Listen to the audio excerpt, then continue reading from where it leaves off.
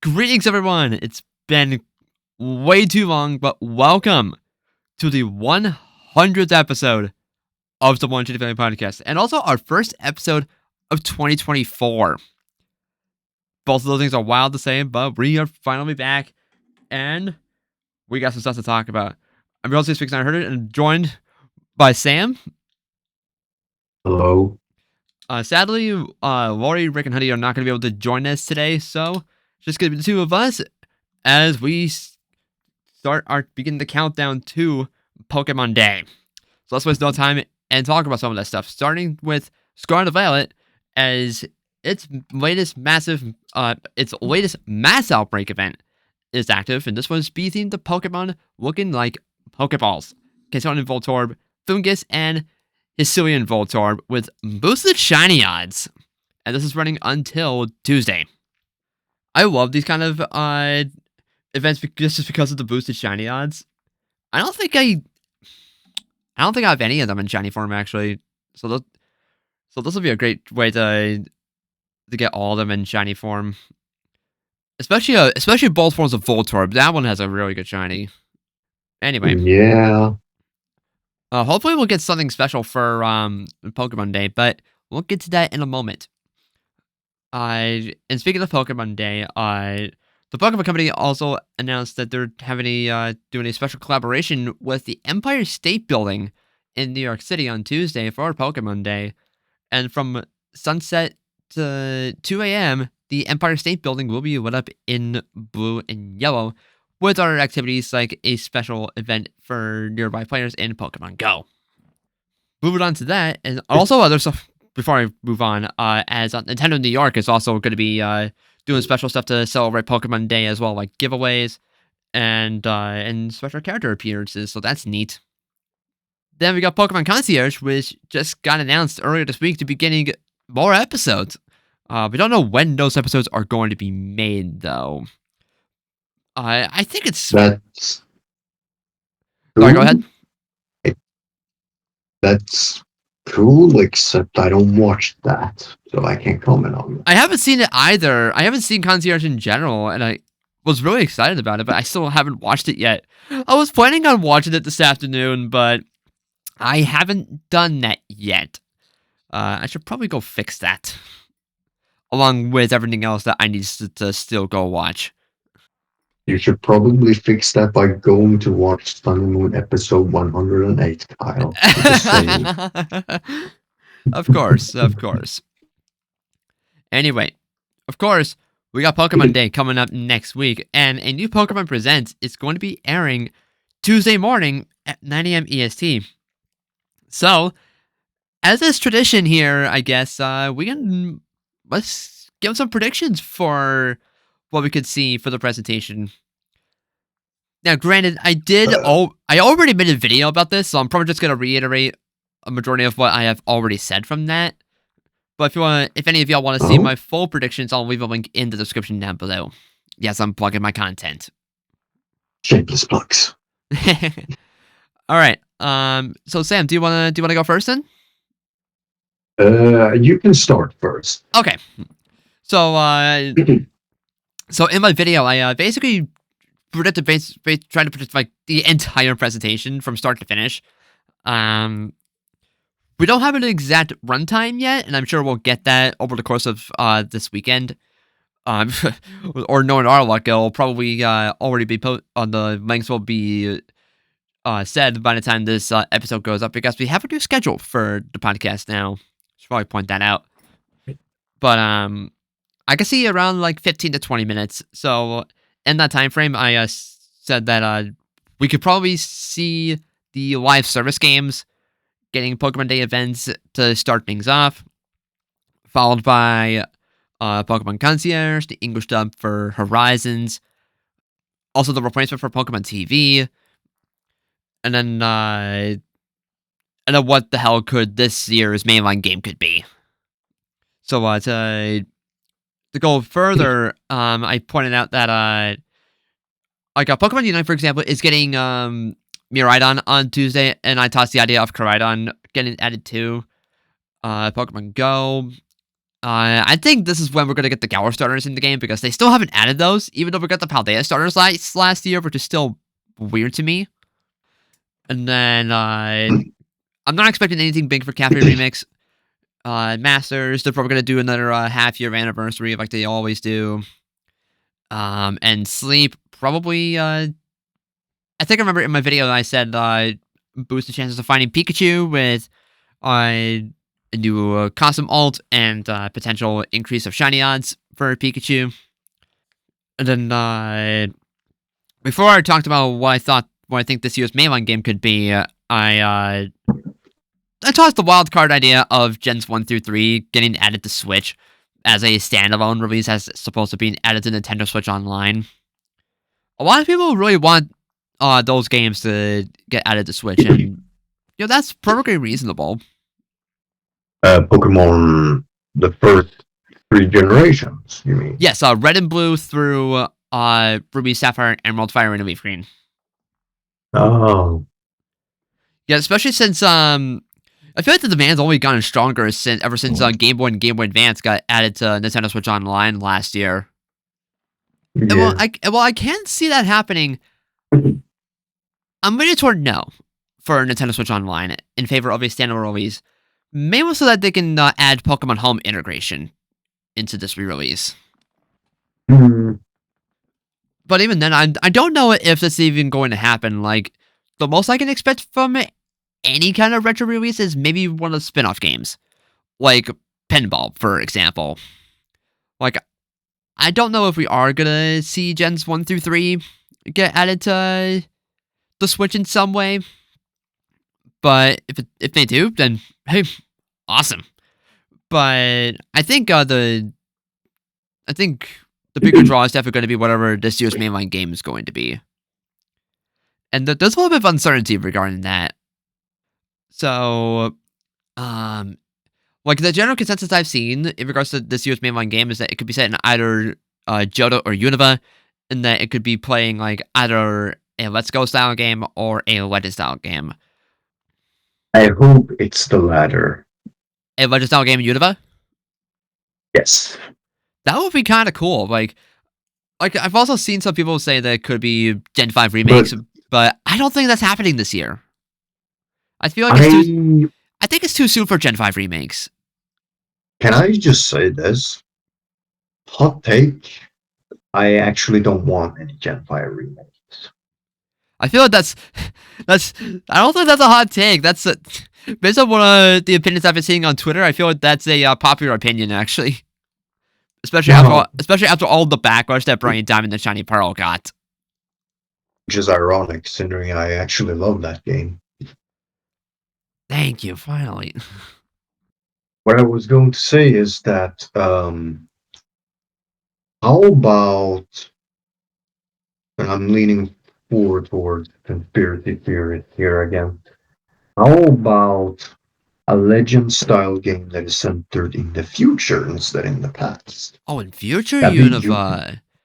So, like, taking, like, what we see in Black City, but expand to the entire region. Yes.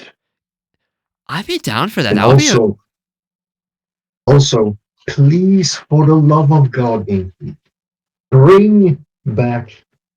No, not bring back. Bring the original dragon into fruition. I want to see that. I feel like if we are going to get more lore on the original dragon, then it would probably have to be set in the past. Especially if they like want to have this be like an actual Pokemon that you can get in the game. Perfect. Like, I love your idea of a Legends Unova game set in the future, but the way I see it, if they want to do a Legends game in Unova, it would have to be set in the past so that they can expand on the story of the original dragon. Yeah, that makes sense, yeah. Perfect title would be Legends Kyurem. That's a very common name that I've seen tossed around, actually. What else could you name it? Legends Original Dragon. That makes less sense.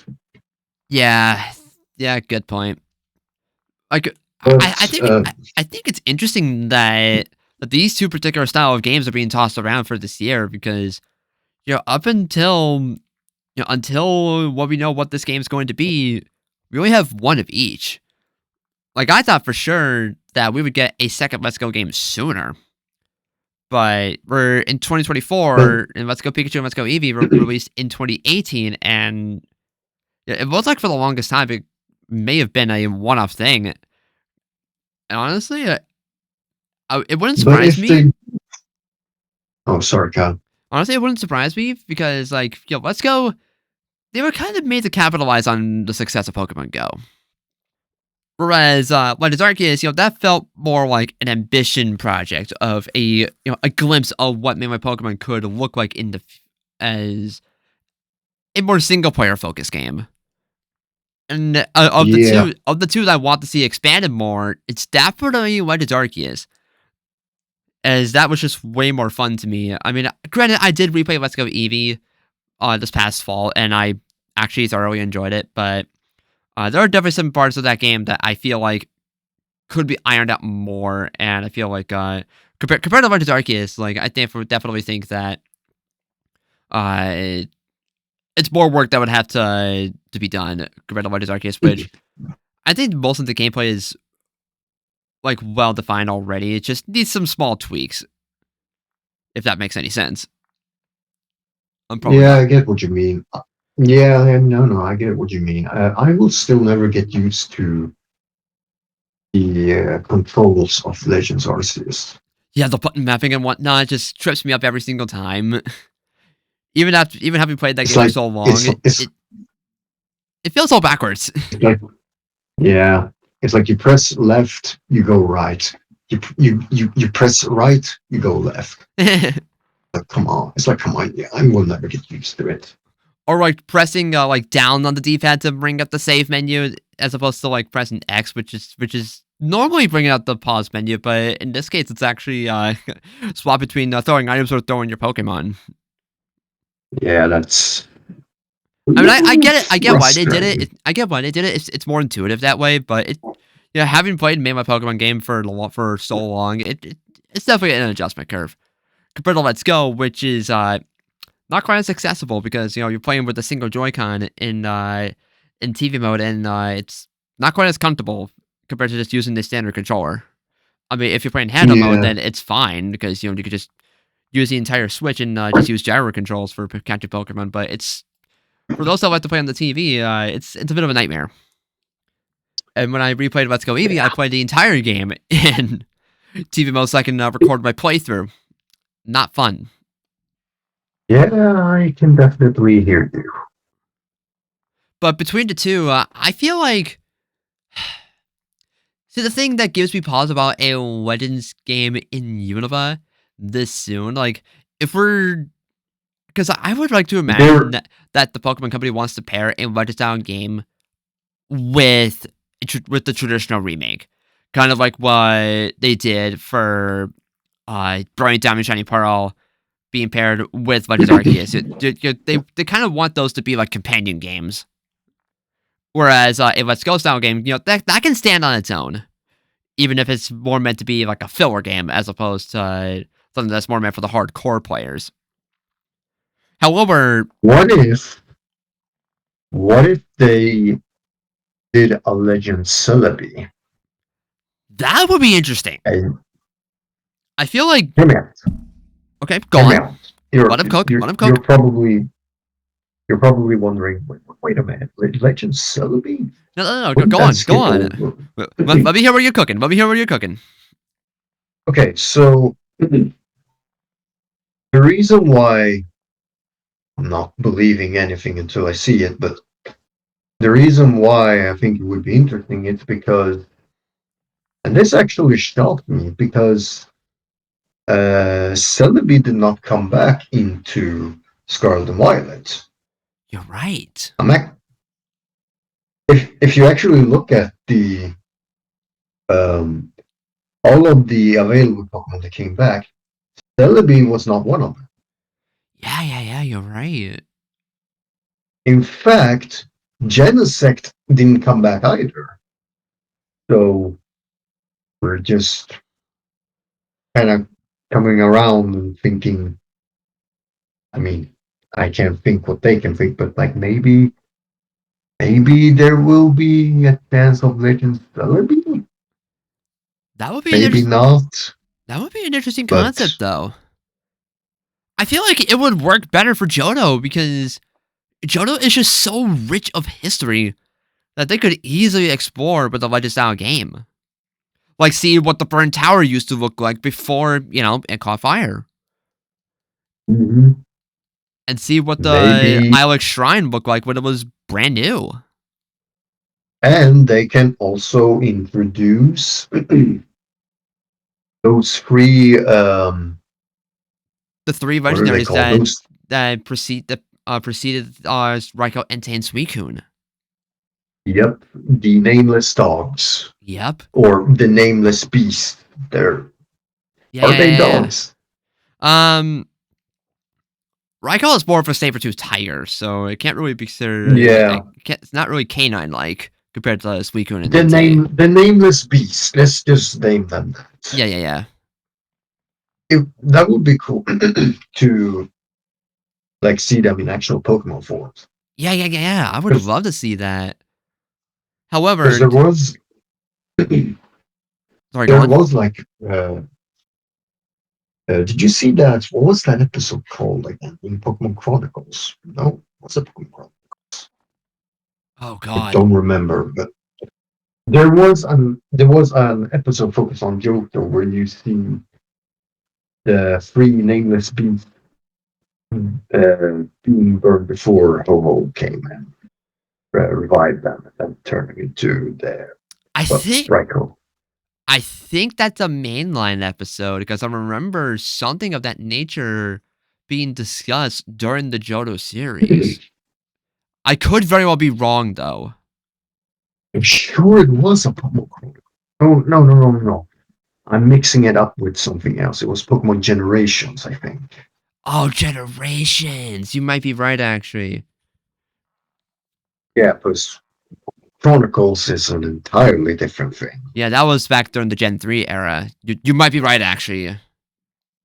Yeah, but Cuz I don't think that was covered during the Evolutions series or whatever the hell it was called. maybe it was. It was a long time ago. I've not seen it Yeah, anymore. it's been a hot minute.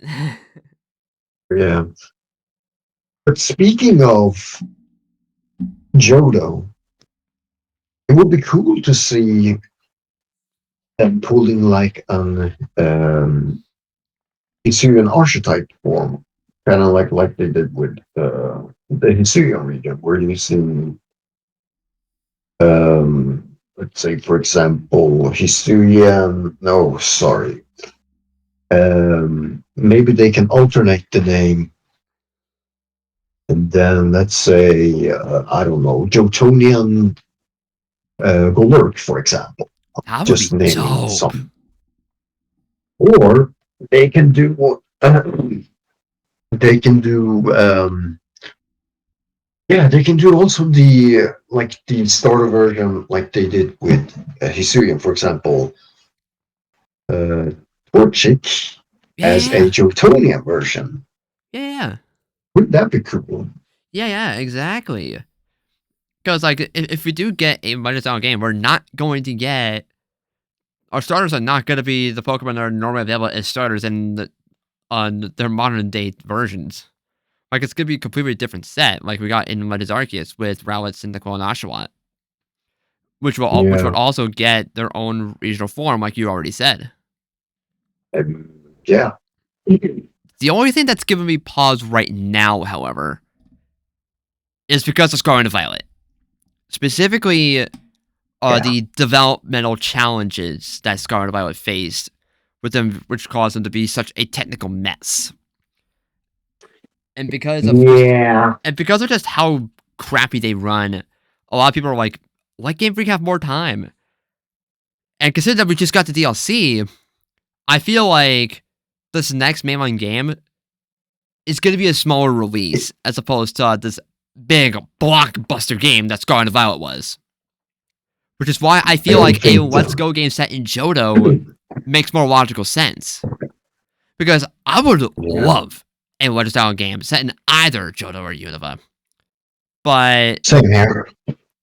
I think, considering how much more ambitious a Legend style game is compared to the simpler nature of a Let's Go style game, I think it would make more sense for the Let's Go game to come out now to hold us over for not only this year, but also 2025, and then get the next big blockbuster game for Pokemon's 30th anniversary in 2026.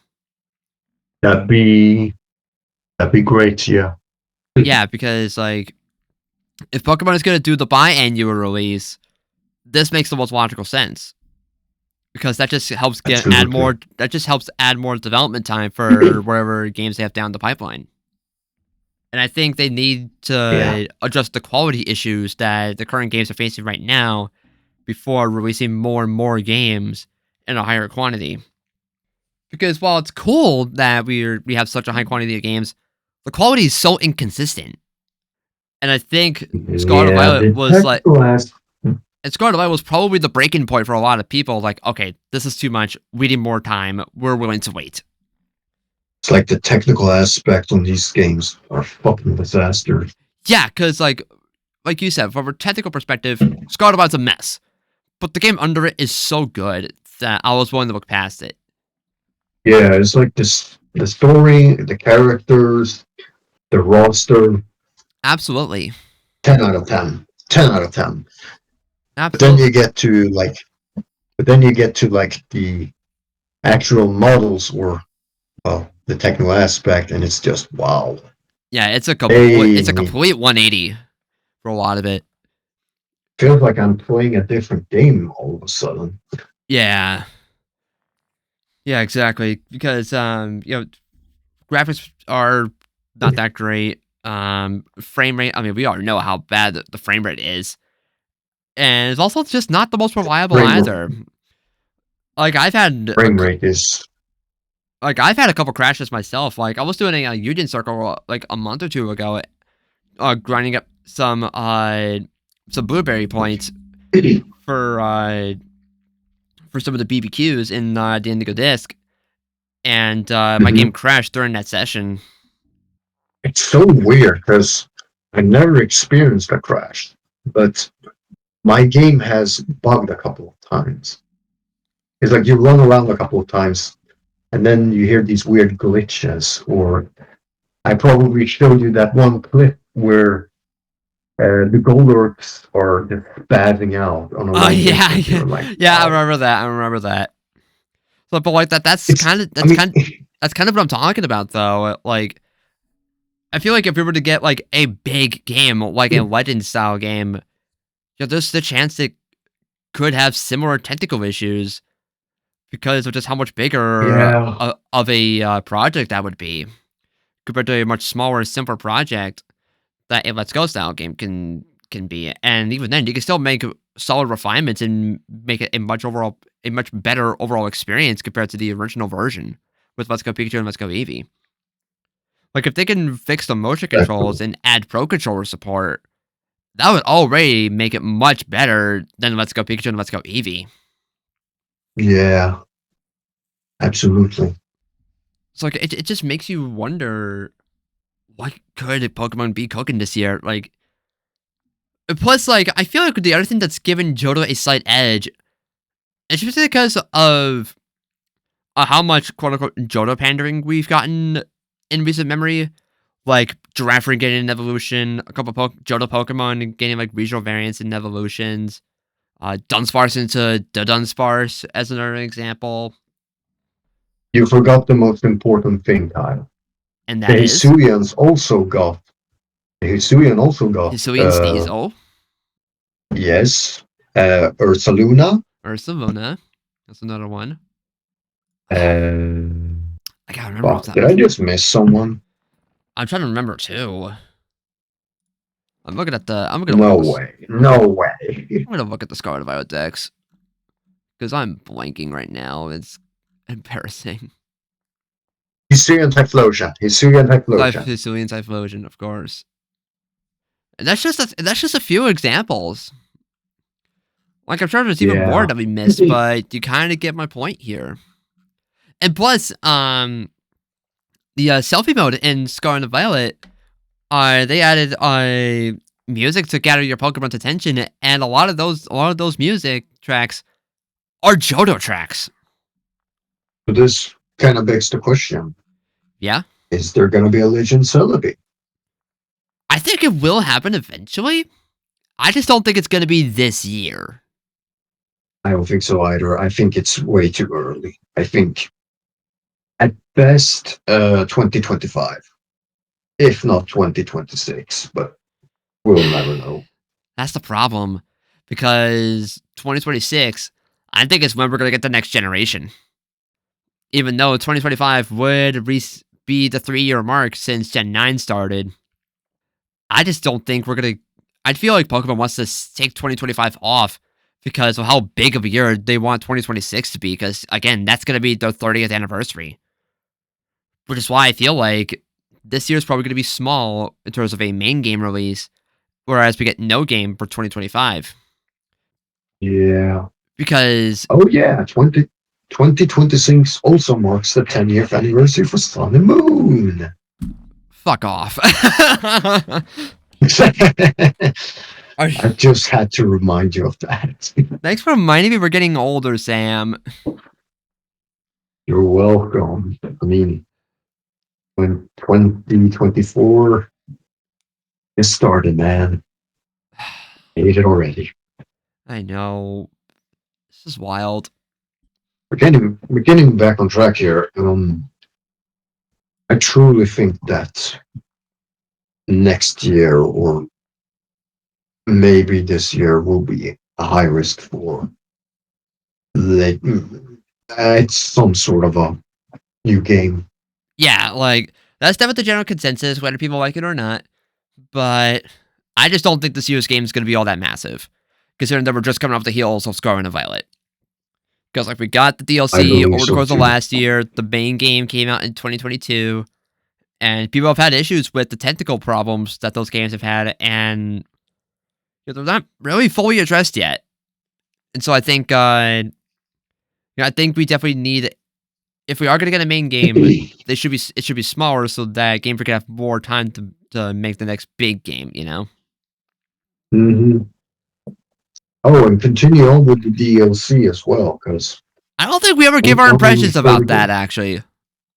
Because by the time the Indigo Disc came out back in December, we were on our break. Yeah. So I think we could probably. And the epilogue. Wait, what were you saying? And the epilogue as well. Right, yeah, the epilogue came out last month too.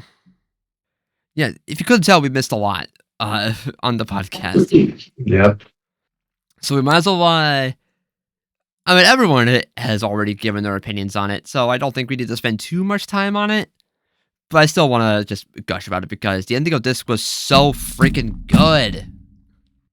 I think I like the map, but the Indigo Disc map, I love it better than Kitakami. Yeah, like Kitakami felt a little small compared to Bavaria Cannabis Terrarium. Like there's just so much to see and do in the Indigo Disc. Though if there's one thing that I have a little bit of an issue with, is that it's Terrapagos. Not the Pokemon itself, it's rather the story of it. They kind of shoehorned it in at the very end. And so I feel like from a story perspective, Ogerpon was handled better. I agree. Like it just felt like a step down compared to a precious little Ogerpon. Yeah, because like they build up Ogerpon's story throughout the story of the Teal Mask compared to the Indigo Disc, which just kind of appeared at the last minute. Like, oh wait, we have a new Pokemon that we got to find at the bottom of Area 0. So if there was anything that underwhelmed me, it was probably that.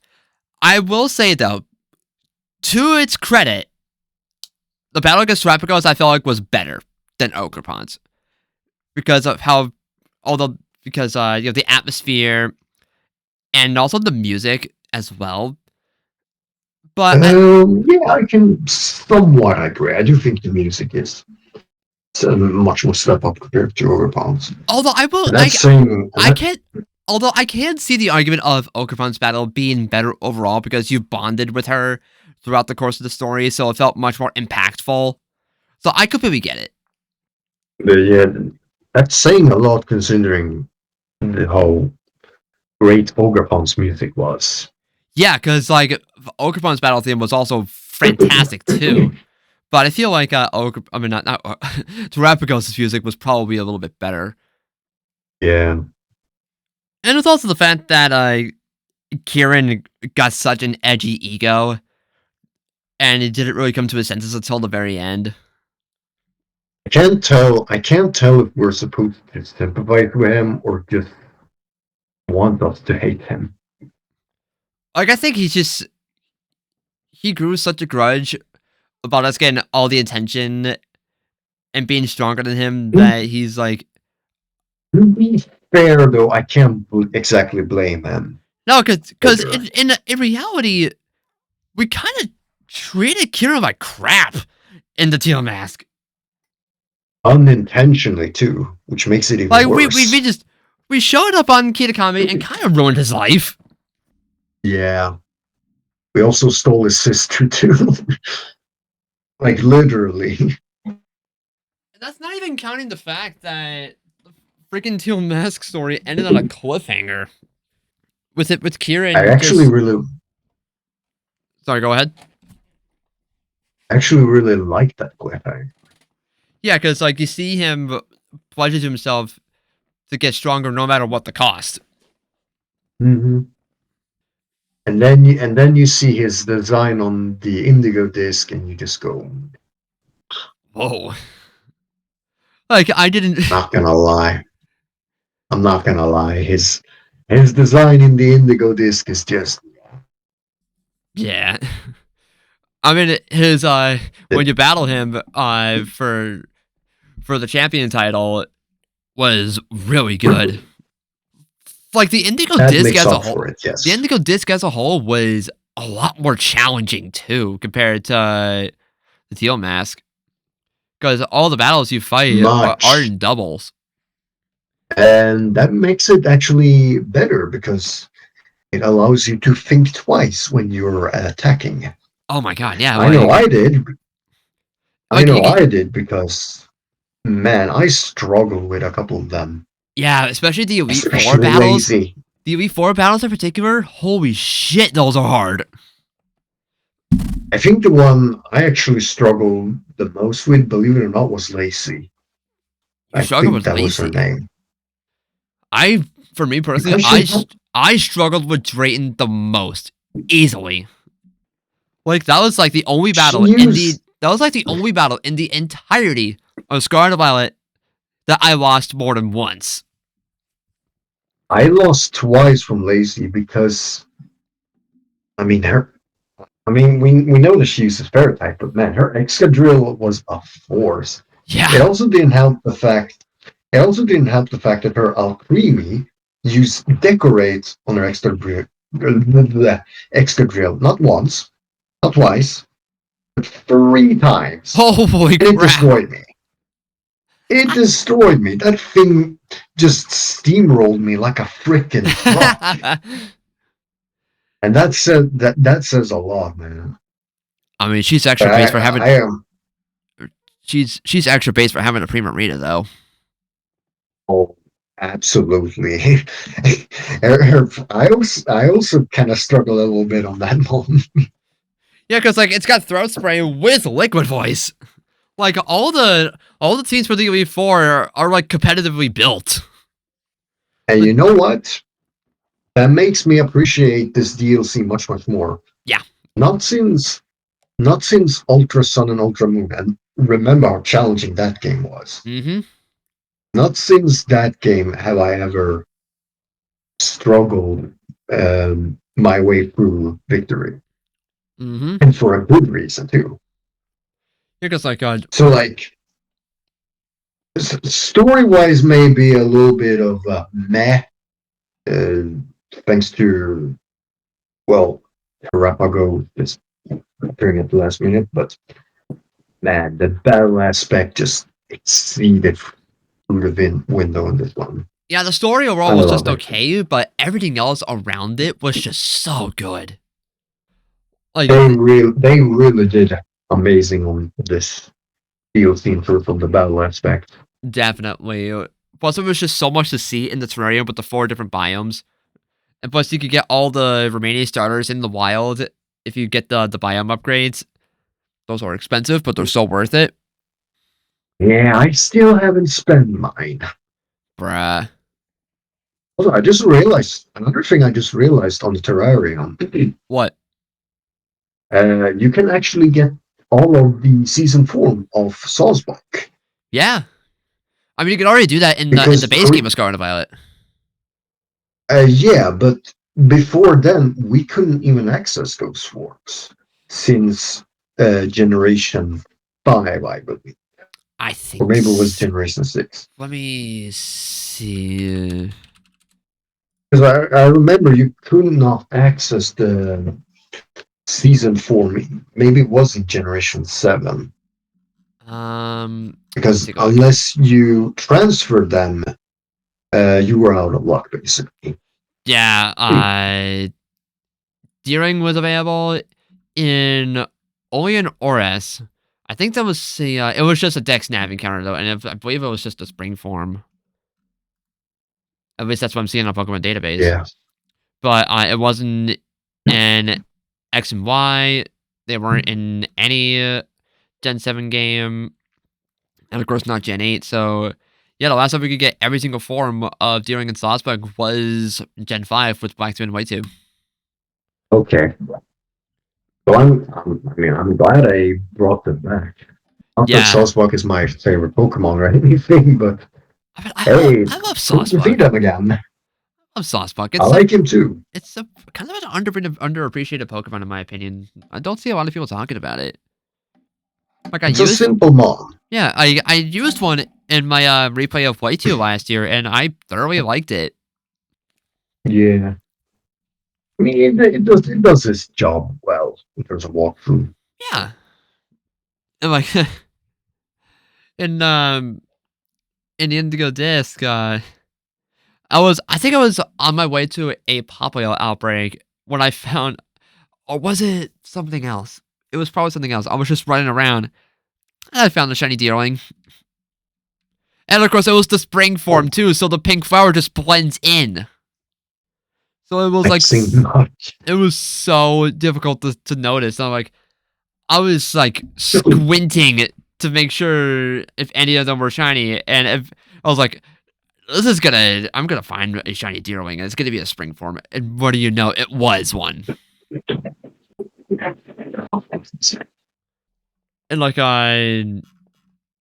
but I was because I did get a popular outbreak. Like the first week that the Indigo Disc was out, and I was like, I gotta go for the shiny here. Like this is my chance. So I get a Sparkman Power meal from Blueberry Cannabis Cafe, since you can spend your uh what was it, blueberry points? Yeah, blueberry points on that instead of having to make your own sandwich. And I did get a shiny Popplio in like the first in. I only got one in the sandwich, but granted, I didn't max out my odds because I lost count because outbreak hunting, like you really gotta pay attention to how many you knock out before it dissipates.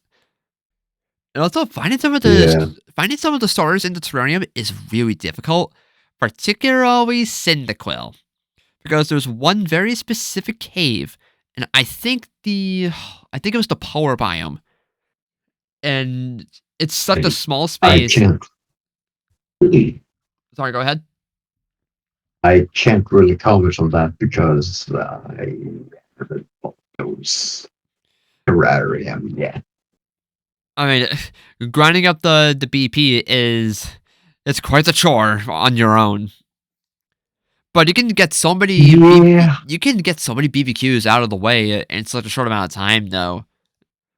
Like the way I do it is I just if I'm going somewhere, I'll just do some BBQs along the way to grind up the BP. It's not worth a lot, but you get a lot more if you connect with other players in a union circle. Yeah, I heard that too, but Yeah, there are some not BBQs that before. there are some BBQs that are like worth like well over 100 points, maybe even 300 points. Hmm. Like it's actually insane. By far the most difficult one is finding the ditto blocks. It's so stupid. Also, That has to be you, frustrating. you know what's even worse? The ditto blocks Yeah. can be shiny, but you can't catch them. Even Oh, but the returning legendary Pokemon are shiny locked. that makes it even worse. It Holy really crap. does. Like, why shiny lock the legendaries, but not shiny lock the already catchable Pokemon? They're just going back to the Gen 3 days all over again. Yeah. Remember that time when remember that time when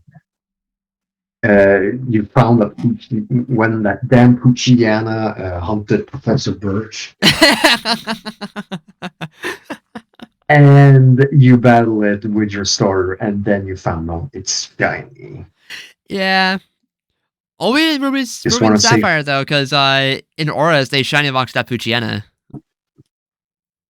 thank God. Still, fuck you.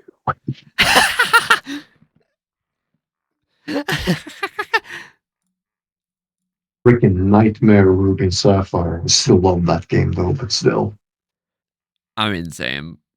I mean, if they do get released on Switch, then I'm absolutely gonna replay them again, even though I just replayed Ruby last summer. Yeah. But anyway, Is there anything else uh, to talk about in terms of this? I mean, there are, like I said, the returning starter Pokemon, and also the legendaries as well. But I don't think I caught a single legendary Um, in the Indigo Disc yet, because you gotta buy their specific snacks for a certain amount of BP, and then go around like Mainland Paldea to find them. yeah. Yeah, I haven't done that. And also because why do that when I can just transfer the legendaries from Pokemon Home? Pretty And they're much. also shinies. Pretty much. And So the thank legendaries are only you plus the legendaries are only available after you complete the main story and catch Terrapagos. a little bit waste of my time, but okay. I mean, there's also the fact that we got a 19th Terra type in the Indigo Disc with the Stellar type. This thing's Yep. confusing to me. Like it does. Let me go refresh myself on what the Terra type on what the From what I from what I know, stone typing is super effective on opposing Terra type, but your typing does not change. That makes sense. yeah. So, like, let's say you have three Marina, for example, and Mm-hmm. you stellar type it. Your typing won't change, but let's say your opponent has. I'm just going to give off an example here. Well, Krogan, for example. I'm just giving an example here. Krogan with the Terradar typing, for example. Well, then now when you click a let's say you click Hyper Voice, and uh, now it okay. From what I read here, it gives you if your typing is the okay. Let's just say that you're clicking Sparkling Area, and you give a 50% boost on that attack, but it only you only get it once, and then after that your stat dropped by one. You might already think to yourself, well, that's a waste of my time. Contrary mons will have fun with this. I will tell you that. Mm-hmm. I mean, Superior and Amorous, they will have a blast when using Stellar Terror Blast, for example. Oh yeah. I believe that's how the stereotyping works. Yeah, pretty much. Because I'm looking at the Cerebi page for the stereotype right now, so I can refresh myself. It's such a weird thing. Because like it doesn't change So your weaknesses or resistances, and the boost you get is exactly, only for yeah. the first move. For the for the first Yep. time that the move's type is used. It's so weird. And then Terra Blast, It's so sick. Terra Blast is super effective against any terrestrialized target. Yep. And then there's also Terra Starstorm, which is unique to Terrapagos. Yep. It's weird. It's very situational, but Yeah, so like it's not recommended unless you use contrary modes. yeah. But anyway, Like, yeah, yeah, this is making my head spin a little bit because of just how confusing it sounds. Because like yeah. it's not like a new standard type. It's only exclusive to this generation's battle gimmick, as opposed to any wild Pokemon having it. Hmm. Which does begs the question of if this is gonna get carried over into the next generation. I don't think so because I don't know. If, it's linked to terrestrial. It's linked to terrestrialization, but who knows? We'll find out in like 2 years or so. yeah, And then just a month later, after the Indigo Disc, we got the epilogue, which I did not expect to see happening. This one, this one word, Kyle, one word. is it what I think it is. Are you ready for some? Are you ready for some mochi mochi? Yeah. And then you pick at that. And then you pick at that all over again. I was laughing my ass off during that story. It was one of the funniest stories that I've seen in a Pokemon game. It was so fun. It's a short story that just revolves around Yeah. this generation's mythical Pokemon Pecharunt, but it's so fun. Yep. And also, Pecharunt This. is a really cool little Pokemon. I actually kind of like it. Yeah. Like they have it set in Kitakami, and a good portion, and like the entire gang of the player character, Arvin, Penny, Nimona, and then Kira gets to join along for a neat little story about Pecharunt causing havoc on Kitakami, and it's so funny. Yeah. And Carmine, well, he gets sidelined to do chicken dances again, I guess. Like the first time I saw that, I burst out laughing for like a good 5 minutes or so because I did not expect them to just get all crazy like that and do the fucking chicken dance. It was so good. And then some of the battles against some of the possessed people was hilarious as well. And also, there's a neat little The new. detail. You get a neat little detail if you send an Hmm. Ogerpon during the battle against Pecharunt. Hmm. It's so good. Like I didn't expect it to enjoy as much as I thought because like I didn't know what to expect because I think this is like the first time we get an epilogue after the release of a Pokemon game. So this was like brand new, and Yeah, same here. I loved it. Like it's a nice way to conclude the story of Scarlet and Violet. I agree. And the music was just top notch too. Yeah, and like That music, man. I'm just glad that it's baked into the game as opposed to being like a limited time distribution like past mythicals. And that there's an actual story with it for like the first time since like fucking Keldeo and Black 2 and White 2. Yeah. About time they bring back some of the small story arcs when it comes to mythical. Yeah, because like it makes them feel more impactful and important as opposed to just going to another store to get this new mythical that you're just gonna box for an eternity. A la Gen 6 and Gen 7. My point exactly, and also Gen 8. And also Gen 8. And I'm glad that they did it again for they brought that style of mythical event back because like this stuff is fun. Going to a store to just be given a mythical with no story for it, it just makes it that much more forgettable. That sucks And you because it's can't even and you can't sorry, go ahead. and you can't even use it in and you can't even use it in like you can't even use it in like battle academies or such. So Yeah, yeah. all you have to do is just put it in a box and let it rot there for eternity. Mm-hmm. And that sucks too because like some of the past mythicals that we got in past generations, like in Gen 6 and 8, for example, with like Diancie and Zarude, those are some of the best mythicals, and they had like no story in game. And you know how much of a big fan I am of DMC, but Yep. even I can acknowledge like come on. Yeah.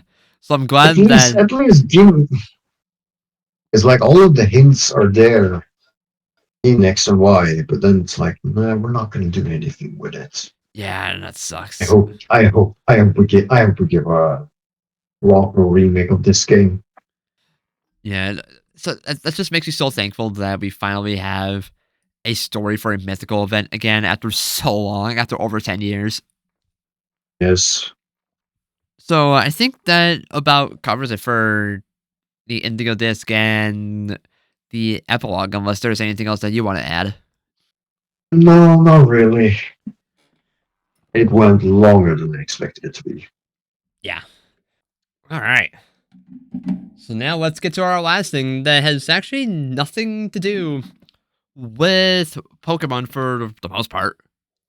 Yeah, you can talk about that, and then after that, I'm thinking about my sleep. So, Yeah, that's fine. It's gonna be our last topic of today, anyway.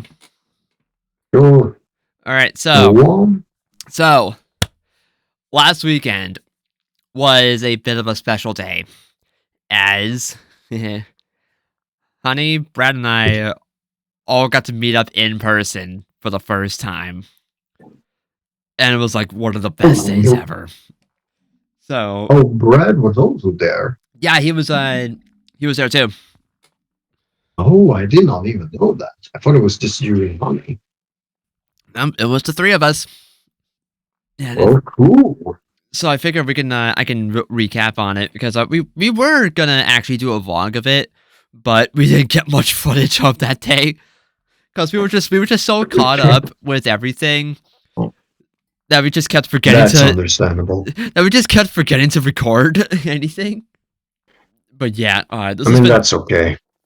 But yeah, this was a day that we've been wanting to happen for forever, basically. And I can tell. like like the fact that it became a reality after talking about it for so long, it felt surreal. Like, Mhm. and so like leading up to the 17th of February, you know, Hattie had just moved in January. I'm not gonna say where out of respect for her privacy, but I Absolutely, yeah. that did of course put her in closer distance to where I am. So that made it much more plausible for us to actually meet up. And also that put her closer to Brad as well. So it made sense for us three to meet up at some point. The question is where and when. And so after Honey moved, I I was like, man, I would love to meet up. And she was like, okay, when? And that's when it hit me. Because like, oh shit, this is actually real. Like we can actually make plans. So we were like, okay, Mhm. let's actually plan to meet up somewhere, and some time. And so then, so we created a group chat with the two of us and Brad, and we started planning out our day. The original plan was to meet up in the I believe in the New York City area, but then I've never traveled to New York City by myself. I've never done this big of a trip on my own. I've never traveled by myself long distance. And so it was a little intimidating. So for me, I'd have to like, make like a 45-minute drive to a train station to take a train to New York City. That just sounded very intimidating. So Brad was like, "Why don't we meet halfway?" And that sounded a lot better for all three of us because then I didn't have to travel as far. I mean, granted, it would be technically a longer drive, but it would still help with my anxiety because then I don't have to drive instead of driving, then take a train, and then take a train home. It would just be a convoluted mess for me personally, and it would it would help with my anxiety big time. So we decided that we were going to Yeah. meet up in Stamford, Connecticut, which is right along the shoreline, close to the Connecticut-New York border. And so once we decided where we are going to go, that was when we started planning on things we were going to do that day. And so eventually we settled on starting the day with bowling and an arcade. So we went to RPM, which has both in one building. They also have an indoor go-kart track, but that one requires a driver's license to participate, and not everyone in our group had a driver's license, so we had to miss out on that. But this was Understandable. but this was Honey's first time not only bowling, but also I believe she also said this was her first time at an arcade. So this was a new experience for her. And so I got to Wait, yeah. wait, forgive me for cursing. He has never done bowling. She's never bowled before. Oh. Brad, I believe he only did it once before. But yeah, Okay. so I had to teach both of them how to bowl. It was an interesting experience to say the least. And mind you, I haven't bowled in like 2.5 years, so I was quite rusty. And also the lanes were not oiled, so it's because I bowled two-handed to get a better curve on my ball, and the ball would, because the lanes were not oiled, my ball would like curve immediately come on, making contact with the lane, going immediately into the gutter. So that kind of put me at a disadvantage automatically. But it didn't matter for Honey and Brad since they were new bowlers. And so as I was teaching Honey and Brad as we went along, my score was awful. I don't think I got above 70. Meanwhile, Honey, for her first ever game, she scored 84, and I believe Brad got like high 70s. Like both of them did really good for their first games. And then the second game, A Sprite or what's it called? Fair? I don't remember. I didn't get any pictures of our of the scoreboard of either game, but I think one of us got either. I don't think there were any strikes in the first game, but I think there were like one or two spares in the second game. If I had to get, yeah, there were. Okay. But then the second game, but before we got to the second game, I was recording the my final frame of the first game for the vlog that we never made, and I got zip on both shots, so I ended the game with 0 on the final frame. Oh. Yeah, because like Thanks. my arm just kept going all over the place when I went to roll the ball, and both times it went toward the gutter. So that was probably the saltiest that I was. But like I didn't care I lost because like it was for a good time, and plus I was playing with two brand new bowlers, so it's Absolutely. not it's not the end of the world. Absolutely. Yeah. And then the second game was a lot better for all three of us. I remember getting, I think 114. Brad got, oh god, I think it was high 120s or low 130s. Like he scored really well. And then Honey actually got even 100 for her second ever game. That's cool. Yeah, she did really well. Like I was proud of both of them. And then Honey had a Wii Sports moment during the second game because she was on her spare shot for one of her frames. She went to go release the ball and she slipped, and the ball fell out of her hand. Oh, But it oh, slowly but surely rolled down the lane, maybe no faster than like 3 kilometers per hour. It was like one single pin to get, and she got it. Even oh, she the got a strike. no, she got the spare. It was a spare Oh, shot. that must have been a sight to behold. Oh my god, we were laughing our asses off. I was almost on the floor laughing. It was so great. That was the funniest moment of the entire day. Yeah. Yeah. Okay. It was so good. So after our 2 games, like we only had like an hour to play, and we had enough time for 2 games. So after that, we played a couple arcade games, which also included a couple games of air hockey, and it was also Honey's first time playing air hockey. The table that we first I've played at, never played it. the table we first played at was crappy because like it was keeping score just fine, but then once I got the 5 points, it stopped keeping track of my score. But it didn't stop keeping track of Honey's score. So like, so that table was borked. Like they had like 3 or 4 other tables in the building. It was insane. So we went to another one that was in the side of the bowling alley, where I played Brad, and then Brad played Honey. And I think when I was playing against Honey, I think I bruised my my right ring finger because the puck went flying and hit my finger actually kind of hard. Oh, Yeah, like those things hurt. it really do. And also one of the tables that they had was a 4-player table too, but we only had 3 people, so we couldn't really take much advantage of it. And then they had a Mario Kart arcade game, and then we had enough credits for me to play the arcade version of Crossy Road twice. But it was a great way to start the day though. And before we even got there, before we even left the train station parking lot, I surprised Honey and Brad with in fact I don't know if you saw it when I sent it on Discord, but I I don't think I've seen that, no. not that I was about to because I surprised Honey and Brad with the box of Evolution plushies before we even left the train station parking Oh, lot. yeah, yeah. You saw that? Yeah, I saw that.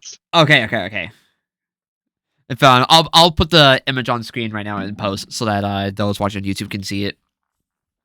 But I found this at Target like a couple weeks ago, and I was like, I need to get this because Honey and Brad offered to give me a Yoshi plush from Nintendo New York, and I'm forever thankful because it's so cute. But I wanted to pay them back somehow, and I was like, I had this idea because a couple weeks ago I was going a small mini trip with my mom for it was a work trip for her in Massachusetts, and there was a mall like right across the street from our hotel, so we decided to stop there. And there was a Target inside of that mall, so I went to the video game section of the store, and they had a box of Evolution plushies. It was just Eevee, Vaporeon, Jolteon, and Flareon. I was like, I gotta get this and let them choose which plushies they want to take home. And so I surprised them with that, and and so before we went to parking lot, I popped the trunk open of my car, and I showed it to them, and they were like, "Oh, cool!" And I was like, "This is for you guys as a way to pay you back." So Mhm. and we finally handed them out by the end of the night because we had quite the day ahead of us. So after RPM, we grabbed some pizza for lunch, and then we went to Mill River Park to check out their carousel, but that was closed for the day, which I was really bummed about. And normally it's open on weekends, but it wasn't open the day that we went, so, which I was bummed about that. I was looking forward to experiencing it, but that gave us more time to go ice skating, and boy, was that an experience! Because it was my first time ever ice skating. I've never done it prior to this past Saturday. and it was interesting. This was Honey's second ever time ice skating because she went up with Brad the week before to go to Nintendo New York, and they went ice skating then. So like they already had more experience than I did technically. But fortunately, the rink had these plastic supporters that you can use to get around the ice a lot easier. And the entire time, Honey and I were using them, and we looked like fucking grandparents on the ice. It was so freaking funny. And Brad offered to get a video of us while we were on the ice. And like, Yeah. on one hand, it's a little embarrassing looking back, but on the other hand, it was so funny because like we were such inexperienced skaters that we kind of needed them so that we didn't fall. And like getting on the ice was interesting because the side we went on, because normally there's a tiny little step to get on the ice, but the ice had frozen over that step, so there was a little bit of slope of ice getting onto the rink, which made getting on the rink that much harder. Because mind you, this is an outdoor rink and not an indoor one, and so that made getting on the ice a lot harder. So I had this big brain of idea of having Brad get one of those supporters for me to grab onto and have him pull me onto the ice, and then we helped Honey get on the ice. And at first she was clinging onto the wall, but then we grabbed the supporters and we did like 2 or 3 laps around the rink, and Brad got like 4 laps around the rink because like I was trying to figure out how the hell I was gonna move.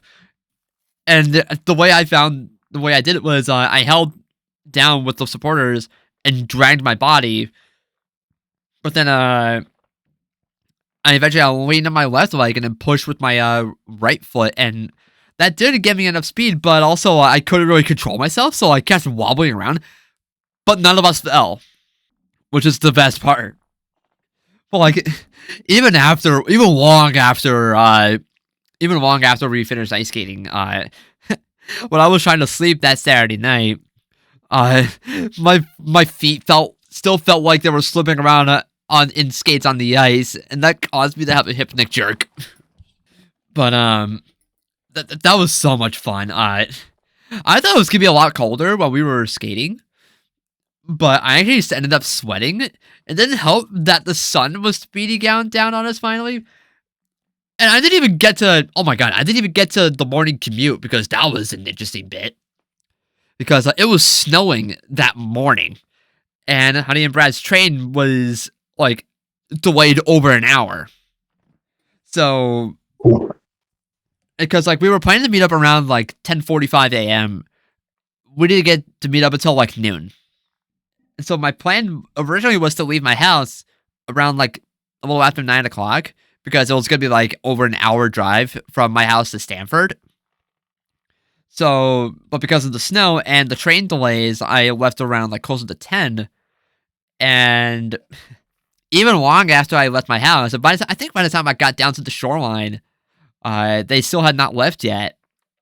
And so I made a pit stop in, I think it was Milford.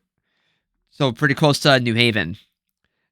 And I stopped there for a bathroom break and grabbing a snack, and finally their train left, so that gave me time to finish getting down there, even with any traffic delays.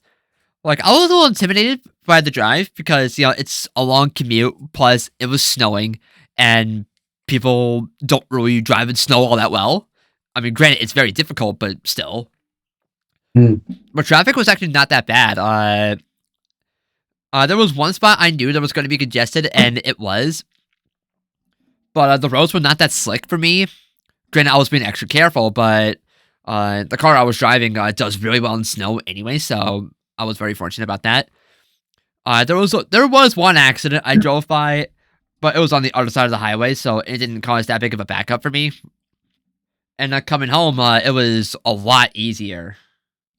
By the time I parked my car at the parking lot for the train station, Honey and Brad's train was just arriving into Stanford, so we effectively arrived in the city at the same time, which was immaculate timing. I don't know if we'd be able to try that again if we did try.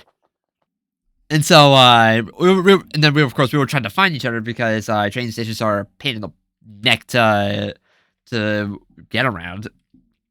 And Of course, yeah.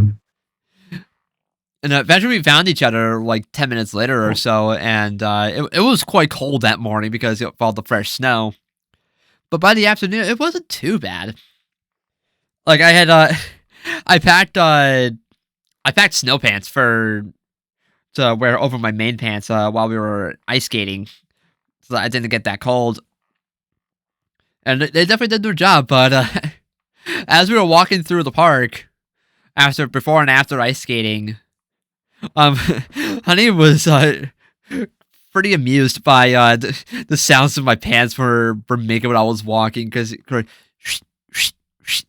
as I was walking, she found it funny. And so, when we were walking through, I was reaching into the snow to like start to form a snowball, and Honey and Brad immediately saw what I was trying to do, and they fucking booked it down the sidewalk. And I draw some snow at them, and I didn't get them either time. I almost got them the second time. So then, after that, there was a mall in downtown Stanford that we stopped at, and that was basically where we were gonna end our day.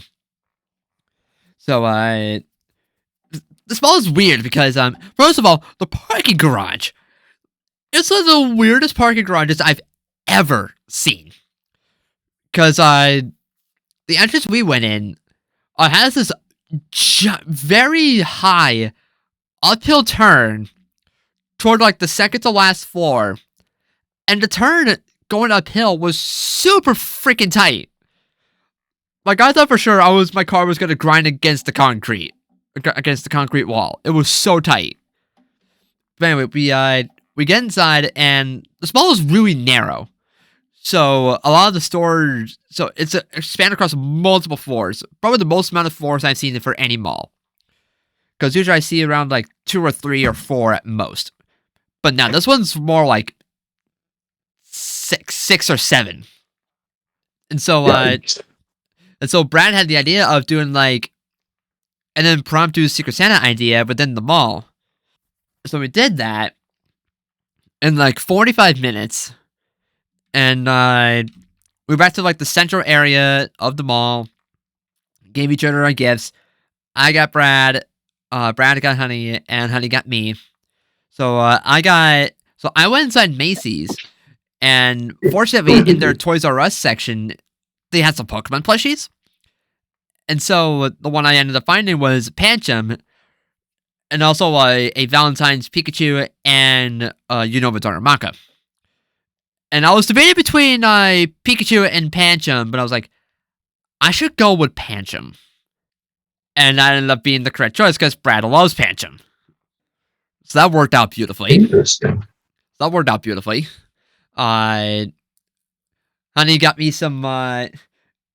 a stuffed parrot and a dog toy, also from Macy's, funny enough. And then Brad got Honey some perfume. It was a very neat little idea that he came up with. The ball was confusing to navigate though, simply because of how many floors there were, and this endless sea of escalators just everywhere. We were freaking tired by the end of it because of just how much walking we did. And eventually, we finally grabbed dinner around like 7 o'clock, and then we got back to the train station around like 10 of 8 or so, because the train was supposed to leave around 7:55 or so, but it got delayed till like 8:15. But No. and so we were like scrambling to try and find the train and also find the platform that they have to board from. So we're like running around the station, going up and down stairs yet again, just to find the right platform for them to board their train, and also to see if the train had already left or was it delayed. It was delayed. Of course it was. So it was a bit of a frantic way to end the day, and it was a little stressful, but it was such a fantastic day. Like we were rushing to the train station to make sure that we weren't late. Where it turns out we could have taken our time getting there. Mm. But it was, oh my god, it was such a fantastic day. Like we kind of had an Anapok moment as we were uh going our ways going home. I kind of got a little, Yeah, I almost got emotional when I got back to the car because like we didn't want the day to end. The day, it just blurred on by because like we were just having so much fun together. But yeah. it was such a fantastic day. Like we're already hoping to meet up again very soon, but like Hopefully, it, yeah. it felt like a dream because like we've been talking about it for so long, and then we were actually there together in person. It didn't feel real. Even the next day, we were like, yesterday actually happened, right? Mhm.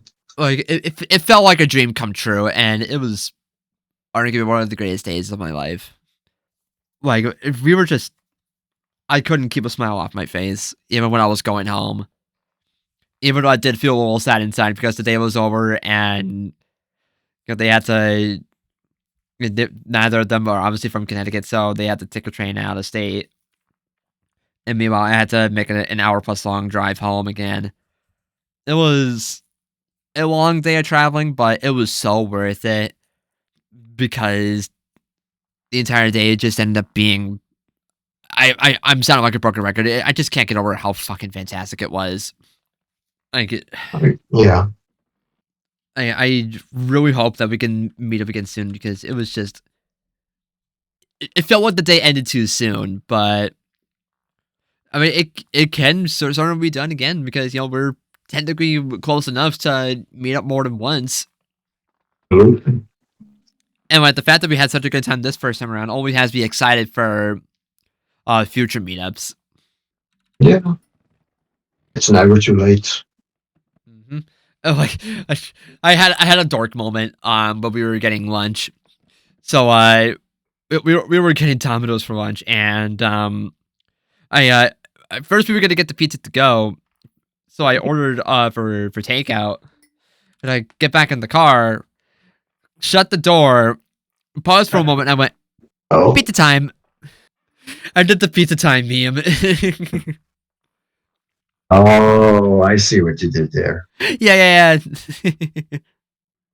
it was it was worth it. but before we left the mall, we've Honey and Brad finally took the evolution plushies. Brad ended up taking Jolteon and Flareon, while Honey took Eevee and Vaporeon. And of course, Honey said, "Did you know?" to reference that stupid copy pasta. And I don't get it. you're better off not knowing because you're better off not knowing. It is. No. It's bad. I'll just say that. I can Brad didn't probably know. tell, Brad yeah. didn't know either. So when Honey said, "Did you know?" I was like, "Don't you start! Don't you start!" And Brad was so confused because he didn't know either. And we were both like, "No, you do. You're better off not knowing. You're better off not knowing." But it was a great way to end a fantastic day. Yeah, And plus, Stanford's an interesting city to say the least. But it was. I can't get over how fantastic of a day it was. I said that several times. I'm just repeating myself, but I don't think y'all can blame me. Like I sure so can't. I still cannot wrap my head around that. But it really did happen, and I'm sure Honey will want to add more to it next time she can be on here because I'm sure there Absolutely. I because would like love to hear from. I would love to hear it from her perspective too. Yeah, because I'm sure she'll really want to give her perspective. Because I can only say so much about it without having her here. Hmm. Because like our for the vlog that we were gonna do, we were gonna uh have each other record from our perspectives, so that it wasn't just me recording. Like I was debating about doing it at first because like I felt like it was gonna interfere with our day, and I kind of. think I But think it's more important. Sorry, Kat, for interrupting you. If you ask me, it's more important to just have fun with each other rather than just uh, yeah, do a vlog for entertainment value. I'm not saying that's wrong or anything, but no, I completely get it. I'm just saying that. Like I said, we were so caught up with just having a good time together that we just kept forgetting to make a video about it. I mean, we got some pictures and got some clips, but it wasn't enough to make a vlog out of it, and that's okay. Even And that's though totally fair. even though Honey and I both brought our tripods in preparation of getting clips, but we never used them. And like the next morning, we were all so freaking sore from everything that we did that day, from bowling to just walking everywhere. Yeah. Because I was my watch said that I walked like around 8 miles or 12.9 kilometers that day, and I certainly felt it. My legs were beyond sore, and even my arms from all the bowling. But Mm. it was so worth it, and I definitely got some good sleep that night.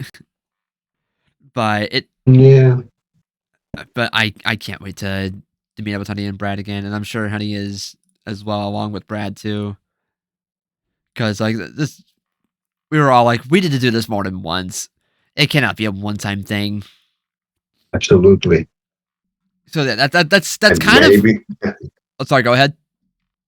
and maybe in the future perhaps expand on that so I definitely we want to can do just that at meet some up. point in the future. Like I could already see us planning to like go up to Massachusetts so that we can meet up with Rick, and then eventually in the hopefully not too distant future, save up so that we can go to Europe so that we can go visit Lori and you and Absolutely. explore some new places while we're at it.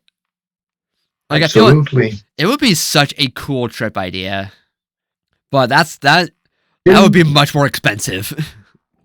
Yeah, it's gonna be it requires a lot of planning actually Yeah, because and like it already took us a while to plan this first meetup in Stanford because like we were planning little by little Mhm. each day. And leading up to the 17th, we were like, is there anything else we want to do? Is there anything else we want to do? And it ended up being the perfect amount of stuff that we did. Because we were trying to toss other things into the mix, like maybe go visit an aquarium or something, but or even go watch a movie. But it turns out we would have had to rush everything, and so I think we just had the perfect amount of things planned for that day. So it ended up working out very well. Yeah. Like everything just seemed to go our way. Like there was only like one mishap, and it was just the train delays and the carousel being closed. That's two mishaps then, but everything else just went fantastic, and I couldn't have asked for better. Like it was that was And the what massive ray of sunlight that I needed to see after such a crappy start to 2024 for me. Like I haven't felt this genuine this genuinely happy. There we go. In a long time, and I almost cried about it because it was just a great day to hang out with some friends that I've known for 5 years and meeting up with them in person for the first time. It felt like a dream coming true, and I couldn't be more thrilled. I'm happy to hear that. Yeah, and hopefully we can expand on it in the future because I don't want. Of course, we don't want to leave you guys out of the mix either. Absolutely. Like Just if a heads up though. I am very, very shy So am in I. real life. I think if we were having a meetup in real life, I think I would just stumble my speech immediately. It's It's okay. like, hey, are you? It's like, hey, are you honey? Oh, cool. My name is Sam. It's okay. It's okay. But yeah, other than that, that would be perfect. Yeah. When will that happen? We have no idea, but hopefully it'll happen at some point in the future. And that's a day that we can easily look forward to. And the fact that that some of us got to be in person for the first time at all, that's already a huge milestone in itself. And Yeah. it's the first of many. And that has to be excited for future ones. Hmm. But I think that's all I can comment on it because like I said, there's always so much about my perspective that I can add without Honey being here. And I'm sure she'll want to add on to it too. So maybe next week we can add on to that Sure. because And like hopefully next week I can showcase that surprise. yeah, Yes. that would be Excited. great. Yeah. Will I watch that Sun and Moon episode you've been demanding me to go watch? Who knows? Please just go watch. Just go watch that episode. I mean, I've already got enough on my plate, so also I'm lazy. I mean, so am I, but still. Hey, we're all just lazy. All right. So, is there anything that you want to add before we close then? No. All right. I Well, think we've said everything. all right. Well, I think that is going to do it for our 100th episode today. So as for new episodes, they will be coming out on Mondays instead of Sundays like they did in the past. Fridays were just not working out for recordings anymore, so we pushed everything back a day to make things easier for everyone. So other than that, that's gonna do it for us in this episode. Want to thank you all for tuning in. Until next time, through it all, we're still a family. One to the family. Goodbye.